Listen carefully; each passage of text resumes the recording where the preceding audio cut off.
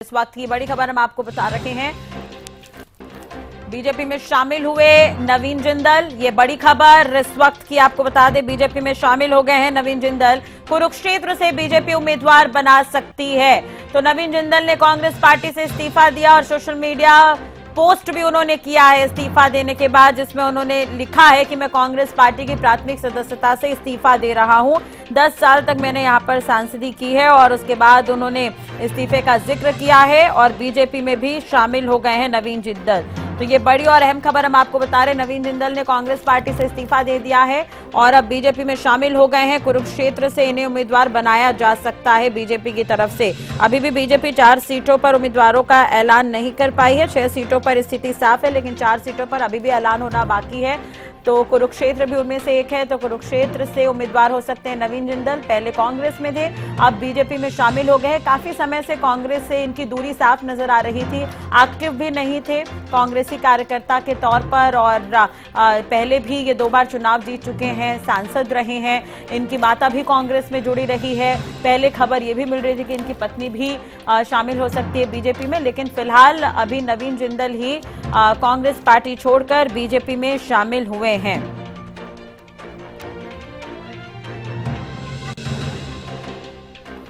तो बीजेपी की 5वीं लिस्ट जारी, ये बड़ी खबर हम आपको बता रहे हैं इस वक्त की। बीजेपी की 5वीं लिस्ट सामने आ गई है इस वक्त की, ये बड़ी खबर। कुरुक्षेत्र से नवीन जिंदल को ये टिकट और ये बड़ी और अहम खबर हम आपको बता रहे हैं। हालांकि इससे पहले हम अपनी संवाददाता अपराजिता से भी बातचीत कर रहे थे, जिसमें वो कहती हुई नजर आ रही थी कि जो 5वीं लिस्ट आएगी उसमें ये तय हो जाएगा कि कुरुक्षेत्र से नवीन जिंदल, जो कि अब बीजेपी में शामिल हो गए, वो प्रत्याशी हो सकते हैं। तो नवीन जिंदल कुरुक्षेत्र से बीजेपी के उम्मीदवार, 5वीं लिस्ट जारी हो गई है। आपको ये भी जानकारी दे दें कि कंगना रनौत भी चुनाव लड़ेंगे और उन्हें भी मंडी से टिकट दिया गया है। तो बीजेपी की 5वीं लिस्ट में ये तमाम बड़े नाम हैं जो हम आपको बता रहे हैं। हरियाणा के लिहाज से बात करें तो कुरुक्षेत्र से नवीन जिंदल को टिकट दिया गया है। आप मेनका गांधी की अगर हम बात करें, सुल्तानपुर से उम्मीदवार होंगी। तो बीजेपी की 5वीं लिस्ट जारी हो गई है, कुरुक्षेत्र से नवीन जिंदल को टिकट। ये बड़ी और अहम खबर हम आपको बता रहे हैं इस वक्त की। और सोनीपत से मोहनलाल बडोली जो है उम्मीदवार होंगे। और बिल्कुल जैसा कि रोहतक से हरियाणा न्यूज लगातार ये कहता है कि डॉक्टर अरविंद शर्मा चुनाव लड़ेंगे, तो खबर पर मुहर ये हम कह सकते हैं। तो बीजेपी की 5वीं लिस्ट जारी हो गई है। ये बड़ी और अहम खबर हम आपको बता रहे हैं इस वक्त की। कुरुक्षेत्र से नवीन जिंदल को टिकट दिया गया है, सोनीपत से मोहनलाल बडोली उम्मीदवार होंगे। तो नवीन जिंदल आज ही बीजेपी में शामिल हुए हैं। और सबसे अहम बात यह है कि कांग्रेस की तरफ से 2 बार सांसद रह चुके हैं। मोहनलाल बडोली की अगर हम बात करें तो पहले भी हरियाणा न्यूज ये कहता हुआ आया है कि मोहनलाल बडोली जो है सोनीपत से उम्मीदवार होंगे। तो सोनीपत से मोहनलाल बडोली को ये टिकट दी गई है और ये बड़ी और अहम खबर हम आपको बता रहे हैं। 5वीं लिस्ट जारी हो गई है। मोहनलाल बडोली सोनीपत से, हिसार से रंजीत चौटाला को टिकट मिला है। तो ये बड़ी और अहम खबर आपको बता दें, कुरुक्षेत्र से नवीन जिंदल को टिकट दिया गया है और सोनीपत से मोहनलाल बडोली को टिकट दिया गया है। 2019 के हरियाणा विधानसभा चुनाव में भारतीय जनता पार्टी के सदस्य के रूप में ये चुने गए। और आपको ये भी जानकारी दे दें कि सोनीपत से इन्हें उम्मीदवार बनाया गया है मोहनलाल बडोली, जिसे लेकर अभी हरियाणा न्यूज के पॉलिटिकल एडिटर अमित तिवारी भी कुछ देर पहले ये बातचीत कर रहे थे। उन्होंने मोहनलाल बडोली का जिक्र किया था। हरियाणा न्यूज ने पहले ही कहा था कयास लगाए जा रहे हैं, तो इस खबर पर भी मुहर लगी है। रोहतक से डॉक्टर अरविंद शर्मा, हालांकि पहले भी हरियाणा न्यूज ने कहा था कि अरविंद शर्मा जो है वो कैंडिडेट होंगे और बिल्कुल इस खबर पर भी मुहर, डॉक्टर अरविंद शर्मा रोहतक से उम्मीदवार होंगे। तो अब 10 की 10 सीटों पर ऐलान कर दिया गया है। अगर हम बात करें शुरुआत से तो 10 की 10 सीटों पर यह ऐलान हो गया है। शुरुआती दौर की अगर हम बात करें तो पहले 6 सीटों पर प्रत्याशियों के नाम की घोषणा हुई थी। अंबाला लोकसभा सीट से बंतो कटारिया, सिरसा सीट से अशोक तंवर, करनाल से मनोहर लाल, भिवानी महेंद्रगढ़ सीट से चौधरी धर्मवीर सिंह, गुड़गांव से राव इंद्रजीत सिंह, फरीदाबाद से कृष्णपाल गुर्जर और 4 सीटों के नामों का ऐलान अभी हुआ है। कुरुक्षेत्र से नवीन जिंदल, सोनीपत से मोहनलाल बडोली को टिकट दिया गया है। वहीं रोहतक से अरविंद शर्मा को यह टिकट दिया गया है। हिसार से रंजीत चौटाला को यह टिकट दिया गया। तो 10 की 10 सीट पर स्थिति साफ हो गई है। हरियाणा में बीजेपी की तरफ से 10 की 10 सीटों पर उम्मीदवारों के नाम का ऐलान कर दिया गया है। ये बड़ी और अहम खबर हम आपको बता रहे हैं। बीजेपी ने 5वीं लिस्ट जारी कर दी है और हरियाणा की जो 4 सीटें बची हुई थी उस पर भी अब ये नाम का ऐलान हो गया है। तो ये बड़ी खबर हम आपको बता रहे हैं। हिसार से रंजीत चौटाला जो चुनाव लड़ेंगे, वहीं कुरुक्षेत्र से नवीन जिंदल उम्मीदवार बने हैं और आज ही इन्होंने बीजेपी ज्वाइन की है। कांग्रेस छोड़कर बीजेपी में शामिल हुए हैं। रोहतक से अरविंद शर्मा को टिकट दिया गया है और हिसार से रंजीत चौटाला जो कि निर्दलीय चुनाव लड़ते आए हैं, रानिया से चुनाव लड़ते आए, विधानसभा चुनाव लड़ते आए हैं, तो विधायकी से अब सांसदी की ओर और उन्हें टिकट दिया गया हिसार से और निर्दलीय रहे हैं लेकिन अब बीजेपी में शामिल हो गए हैं। तो ये बड़ी और अहम खबर हम आपको बता रहे हैं। तो सोनीपत से पहले से आपको बता दें कि ये कयास लगाए जा रहे थे नामों को लेकर, लगातार हम हरियाणा न्यूज पर चर्चा करते आए हैं। तो ये बड़ी और अहम खबर हम आपको बता रहे हैं। कुरुक्षेत्र से नवीन जिंदल को टिकट दिया गया है, वहीं सोनीपत से मोहनलाल बडोली जो है वो प्रत्याशी होंगे, वहीं रोहतक से अरविंद शर्मा को टिकट दिया गया है। तो ये बड़ी और अहम खबर हम आपको बता रहे हैं। प्रत्याशियों के नाम का ऐलान कर दिया गया। 4 सीटों पर ऐलान होना बाकी था, अब 4 सीट हैं। बीजेपी की 5वीं लिस्ट में हरियाणा की 4 सीट हैं जिन पर ये ऐलान हुआ है। तो ये बड़ी खबर हम आपको बता रहे हैं।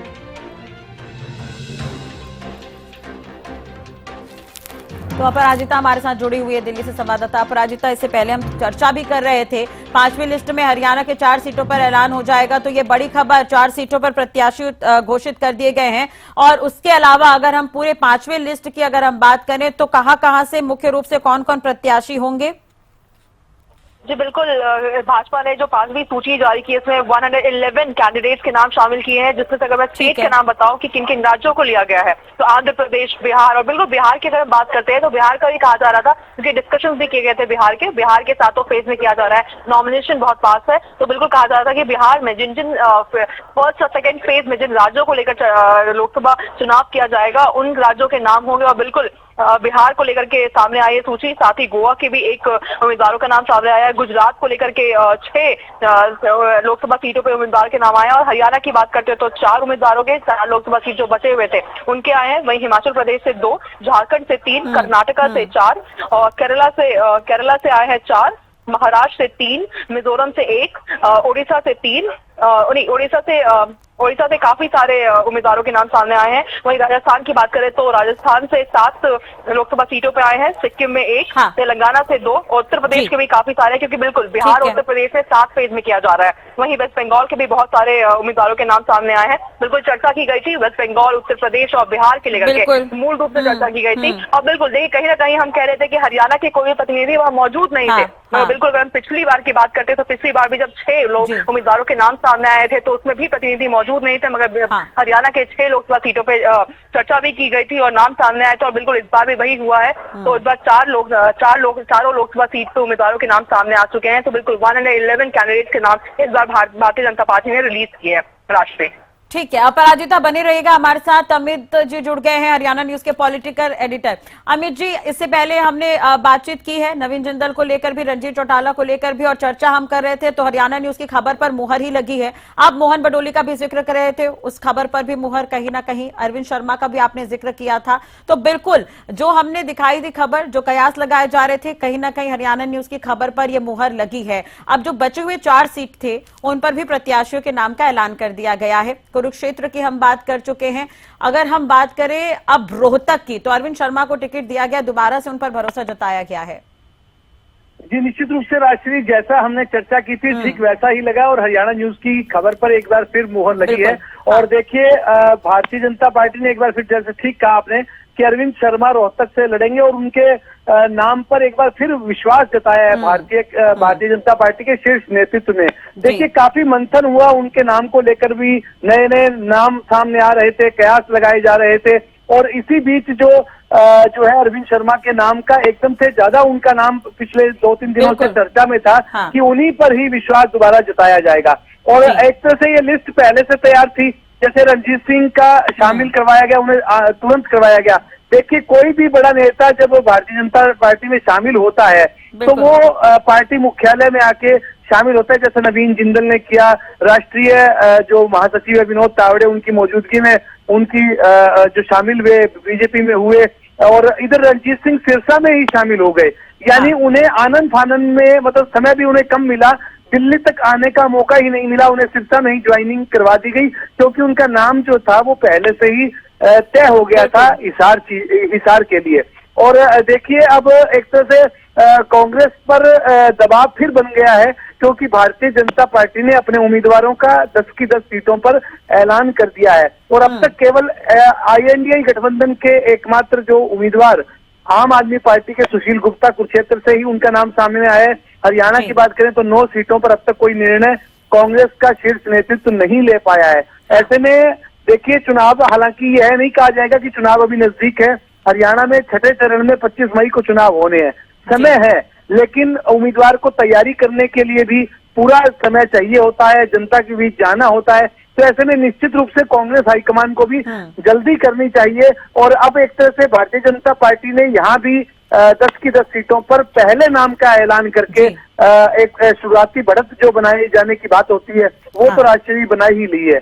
जी राजश्री। और अगर हम अरविंद शर्मा की ही बात करें तो 2014 में कांग्रेस में थे, उसके बाद कांग्रेस उन्होंने छोड़ी थी, 2014 के बाद बहुजन समाज पार्टी में आए, 2 सीटों से चुनाव लड़ा लेकिन हार गए, उसके बाद फिर ये बीजेपी में शामिल हुए। तो फिर यहाँ पर वही बात आ जाती है कि कांग्रेस अपने कई नेतृत्व को पीछे छोड़कर आगे निकली है, लेकिन आज वही जो है वो कहीं ना कहीं यहाँ पर अच्छा कर रहे हैं। और अब अरविंद शर्मा पर दोबारा भरोसा जताया गया। तो रोहतक सीट की अगर हम बात करें तो किस तरह के समीकरण अक्सर यहाँ पर देखने को मिलते हैं अमित जी? देखिए राजश्री, अगर बात की जाए अरविंद शर्मा की, तो मैं नायब सिंह सैनी जिस प्रकार से मुख्यमंत्री बने हैं, मैं राजनीतिक तौर पर उनको किस्मत का धनी मानता हूं। अरविंद शर्मा को भी इसी प्रकार से किस्मत का धनी, चुनावी राजनीति का धनी, किस्मत का धनी माना जा सकता है, उसमें कोई दो राय नहीं है। उन्होंने पहला चुनाव अपना सोनीपत से निर्दलीय उम्मीदवार के तौर पर चुनाव लड़ा और वे चुनाव जीतकर उन्होंने नया करिश्मा किया आजाद उम्मीदवार के रूप में चुनाव जीतकर। उसके बाद वे करनाल सीट पर चुनाव लड़ने चले गए, वहां भी उन्हें जीत मिली। फिर रोहतक पर भी आ गए, रोहतक में भी पिछले 2019 में देखिए उन्होंने अप्रत्याशित तौर पर उन्हें उम्मीदवारी वहां से मिली और फिर उन्होंने चुनाव लड़ा। और हालांकि उनका जीत का मार्जिन करीब 7-8 हजार के बीच का रहा, लेकिन वे चुनाव जीत गए थे। दीपेंद्र हुड्डा मजबूत थे, क्योंकि रोहतक सीट की अगर बात करें तो यह एक ऐसी सीट है जहां भूपेंद्र सिंह हुड्डा ने भी जीत की हैट्रिक लगाई है, दीपेंद्र हुड्डा ने भी लगाई है, और उनकी एक तरह से पारिवारिक सीट कहा जाएगा। देवीलाल सरीखे नेता भी वहां पर 3 बार उन्होंने हार की हैट्रिक अगर कहीं लगाई चौधरी देवीलाल ने। देखिए बड़े नेता थे, उप प्रधानमंत्री भी रहे, लेकिन रोहतक में आकर 3 बार उन्हें पराजय का सामना करना पड़ा और भूपेंद्र सिंह हुड्डा ने 3 बार वहां से उन्हें हराया।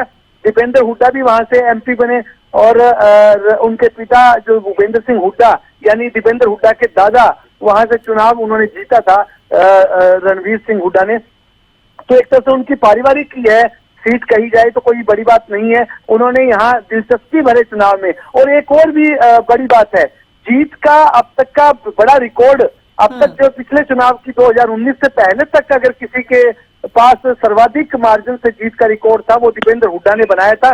करीब 4 लाख से ज्यादा वोटों से उन्होंने चुनाव जीता था। और सबसे कम चुनाव जीतने का अगर रिकॉर्ड है यहाँ पर तो वो भूपेंद्र सिंह हुड्डा 300 कुछ वोटों से ही चुनाव जीते थे।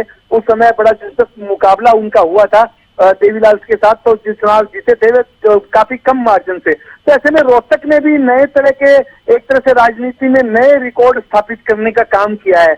और अब अरविंद शर्मा एक बार फिर भाग्य आजमाने आ गए हैं। मैं जैसे पहले कह रहा था कि वे भाग्य के धनी हैं और चुनावी राजनीति में भाग्य जरूर साथ देना चाहिए। तो ऐसे में अरविंद शर्मा की चुनौतियां काफी है, उनका काफी मामलों में उनका विरोध भी यहाँ देखने को मिला। लोकल जो MLA थे उनके साथ उनकी खींचतान, जो पहले पूर्व विधायक थे, पूर्व मंत्री मनीष ग्रोवर के साथ भी उनकी खींचतान देखने को मिली। लेकिन एक बार फिर दारोमदार उन पर जताया गया है, विश्वास जताया गया है। और देखिए भारतीय जनता पार्टी भी, जैसा मैं हमेशा कहता हूं कि बिना सर्वे के काम नहीं करती, सर्वे करवाने का काम भारतीय जनता पार्टी करती है। ऐसे में निश्चित रूप से कुछ न कुछ भारतीय जनता पार्टी को यहाँ लगा होगा चुनावी गुणा भाग में, अरविंद शर्मा उन्हें ज्यादा सुटेबल कैंडिडेट लगे होंगे, इसीलिए उन पर विश्वास जताया है। और रणजीत सिंह जैसे मैंने पहले कहा कि वे देखिए लगातार भाजपा की राजनीति की बात करते थे और बार बार चाहते थे कि उन्हें हिसार से लोकसभा क्षेत्र से चुनाव मैदान में उतारा जाए। तो ऐसे में एक जाट राजनीति में और चौधरी देवीलाल के बेटे हैं वे, तो वे भी जी। एक मजबूत उम्मीदवार तो यहाँ रहेंगे ही। देखने वाली बात है कि कांग्रेस किस पर विश्वास जताकर अपना यहाँ से उम्मीदवार बनाती है, किसे उम्मीदवार बनाती है, क्योंकि विजेंद्र सिंह देखिए पहले भाजपा में थे, मौजूदा सांसद थे भाजपा बिल्कुल, के, उन्होंने वहां से रिजाइन कर दिया और वे कांग्रेस में शामिल हो गए हैं। तो हाँ। कांग्रेस को भी यहाँ से थोड़ी मजबूती तो मिली है, क्योंकि उचाना कला जो विधानसभा क्षेत्र है वो भी हिसार का हिस्सा है। आदमपुर में हालांकि देखिए बिश्नोई उम्मीदवारों को बड़ी उम्मीद थी कि कुलदीप बिश्नोई को यहाँ से उम्मीदवार बनाया जाएगा, हालांकि उनका नाम कहीं चर्चा में नहीं था। तो ऐसे में उनकी क्या भूमिका रहेगी, बिश्नोई समाज की क्या भूमिका रहेगी। रणवीर गंगवा का भी नाम था, ओबीसी आते हैं, वे भी ओबीसी से समाज से आते हैं, उनका भी नाम था, लेकिन उसमें ओबीसी क्या भूमिका रहेगी उन वोटों की भी। तो तमाम तरह की राजनीति में हर जातीय गुणा भाग और जो नेता का कद, तमाम चीजें राष्ट्रीय भूमिका निभाती हैं। तो देखने वाली बात होगी कि अब भाजपा ने जिन उम्मीदवारों के नाम का ऐलान किया है उनकी टक्कर में कांग्रेस किन कद्दावर चेहरों को उतारती है। जी राजश्री, बिल्कुल। चलिए, अब मोहन लाल बडोली की अगर हम बात करते हैं तो सोनीपत में एक वर्चस्व रहा है कांग्रेस का, और जब इन्होंने विधानसभा चुनाव लड़ा था तो ये पहले कैंडिडेट थे जिन्होंने राय विधानसभा से जीत हासिल की थी। तो ऐसे में अगर हम सोनीपत के समीकरणों की बात करें तो किस तरह से देख रहे हैं आप मोहन लाल को यहाँ पर कैंडिडेट के तौर पर? देखिए मोहनलाल बडोली उम्मीदवार के लिहाज से कोई कमजोर उम्मीदवार तो उन्हें नहीं कहा जा सकता। और जैसा आपने कहा कि निश्चित रूप से सोनीपत में भी जो राजनीति के कई तरह के देखिए गुणा भाग वहां भी रहे हैं, उतार चढ़ाव देखने को मिले हैं। कांग्रेस का निश्चित रूप से कांग्रेस पहले दबदबे में रही, लेकिन भाजपा ने भी वहां से अपनी जो है मजबूत भूमिका निभाई। ऐसा नहीं है, रमेश कौशिक के रूप में था, हालांकि उनके साथ कई चीजें जुड़ गई हैं, कई विवाद जुड़ गए हैं, तो ऐसे में उनका भी नाम कट गया है। वे पहले कांग्रेस की राजनीति करते थे। और सोनीपत के मामले में देखिए वहां जिस प्रकार का अब जो गुणा भाग है, वहां कांग्रेस भी मजबूत स्थिति में है, भाजपा भी है। ऐसा नहीं है कि जो भाजपा पूरी तरह से रास्ता साफ है। मोहनलाल बडोली को भी मेहनत करनी पड़ेगी। अभी जब मंत्रिमंडल विस्तार हो रहा था और मनोहर लाल ने एकाएक इस्तीफा दिया, तब एक बार की उठा था नाम उनका भी कि शायद मोहनलाल बडोली के नाम पर भी कहीं कोई बड़ी जिम्मेवारी डाल सकती है भारतीय जनता पार्टी। तो ऐसे में अब वो जिम्मेवारी कैबिनेट विस्तार में या वो तो नहीं मिल पाई, लेकिन अब भाजपा टिकट के रूप में उनकी एक बड़ी जिम्मेवारी सोनीपत से लगा दी है। और वहाँ ब्राह्मण उम्मीदवार जो है वो मजबूती दिखाता रहा है पहले भी, और यही वजह रही होगी जब निर्दलीय उम्मीदवार के रूप में डॉक्टर अरविंद शर्मा चुनाव मैदान में उतरे थे तो वे चुनाव जीत कर आए थे।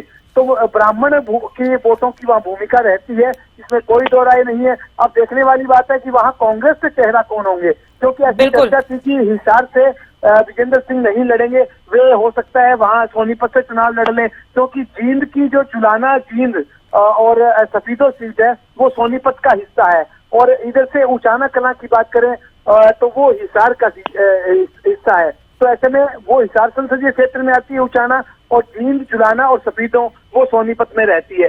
तो ऐसे में ऐसी चर्चाएं थी कि विजेंद्र सिंह जाकर वहां चुनाव लड़ेंगे सोनीपत में। अब देखने वाली बात है कि कांग्रेस ने किस प्रकार का अपना गणित लगाया है और वो किसके चेहरे पर अपनी जो जिम्मेवारी लगाती है, यह देखने वाली बात होगी। लेकिन एक रोचक मुकाबला देखिए हरियाणा में हर सीट पर रहता है, यहाँ भी निश्चित रूप से देखने को मिलेगा।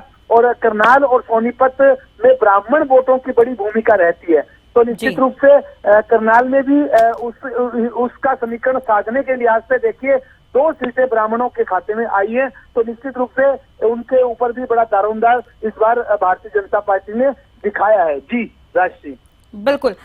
अमित जी बने रहिएगा हमारे साथ, अपराजिता लगातार जुड़ी हुई हैं। अपराजिता, एकदम शॉर्ट में बाकी और भी अगर हरियाणा के अलावा हम और भी सीटों की बात करें, महत्वपूर्ण सीटों की, तो वहां पर भी नामों का ऐलान किया गया है, उसे लेकर क्या कुछ अपडेट?